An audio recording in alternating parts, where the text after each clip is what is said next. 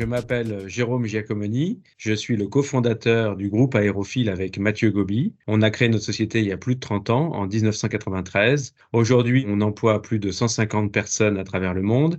On a 3 filiales à l'étranger, une en Californie, une en Floride et une au Cambodge. Et on a 4 activités. Une activité de conception et de fabrication d'attractions touristiques, une activité d'exploitation de ces ballons captifs, on en a 6 dans le monde, et un parc d'attractions. Et puis enfin, une activité sur la dépollution de l'air.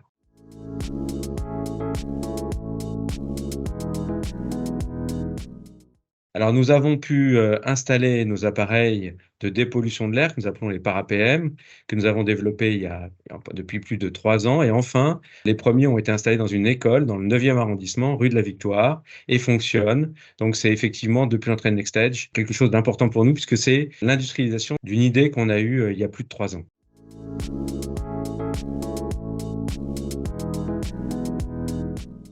Alors, l'actualité, c'est qu'on est très heureux d'installer un grand ballon captif à Séville pour le groupe Looping. Le groupe Looping est un groupe français qui gère une vingtaine de parcs dans le monde et ils ont choisi notre ballon captif pour le mettre à Séville, un magnifique parc d'attractions qui s'appelle Isla Magica, et donc il va être gonflé la semaine prochaine. Donc c'est notre actualité, c'est le dernier ballon qu'on va installer. Celui d'avant, c'était un ballon à Berlin, dans le centre de Berlin, qu'on a installé la semaine dernière.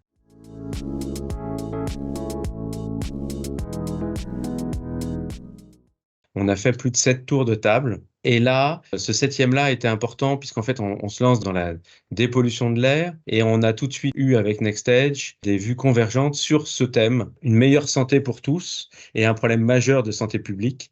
Et donc, c'est effectivement la raison pour laquelle on a choisi NextEdge pour nous accompagner dans cette nouvelle phase de développement de notre entreprise. Alors, évidemment, on a des réunions de suivi, on fait évidemment des réunions comme toutes les entreprises. Et c'est vrai que NextEdge nous donne beaucoup de visibilité, cherche à nous développer notre portefeuille, à nous aider à trouver de nouveaux collaborateurs. On travaille aussi sur toutes les synergies avec les autres entreprises auxquelles NextEdge est dans le capital. Donc, on est très heureux de ce partenariat avec NextEdge. Chez NextEdge, je travaille avec Nicolas de Saint-Étienne et tout récemment avec Charlotte et bien sûr avec Gaëtan Lenart. Donc voilà, c'est les personnes avec qui on travaille régulièrement sur notre participation.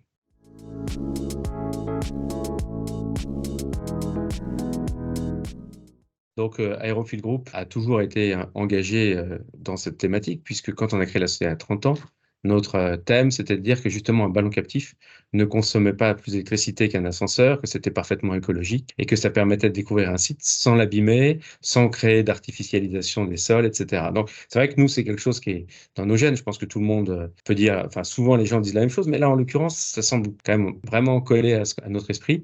Et là, effectivement, depuis la crise Covid et parce qu'on travaille depuis 10 ans avec le CNRS sur les mesures de qualité de l'air, eh bien, en fait, le fait de pouvoir mettre en place un système qu'on a développé grâce à ces 10 ans de recherche et développement est une formidable opportunité pour nous et extrêmement gratifiant.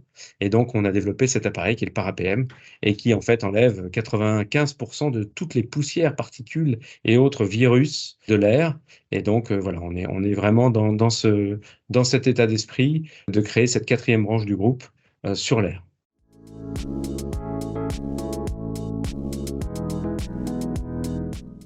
Le conseil que j'aurais à donner à ceux qui souhaitent se lancer dans l'entrepreneuriat, c'est de confronter au maximum leur idée avec tout type d'interlocuteurs pour vraiment fortifier et mieux comprendre les opportunités que vous pouvez avoir avec votre idée. Donc, surtout, n'hésitez pas justement à faire des tours de table, à aller voir plein de fonds. Même si parfois ça échoue, en tout cas, vous apprenez de tous vos échecs et en confrontant votre idée en permanence, vous la modelez. Et donc, c'est vraiment le conseil que j'ai à donner. N'hésitez pas à confronter votre idée à d'autres.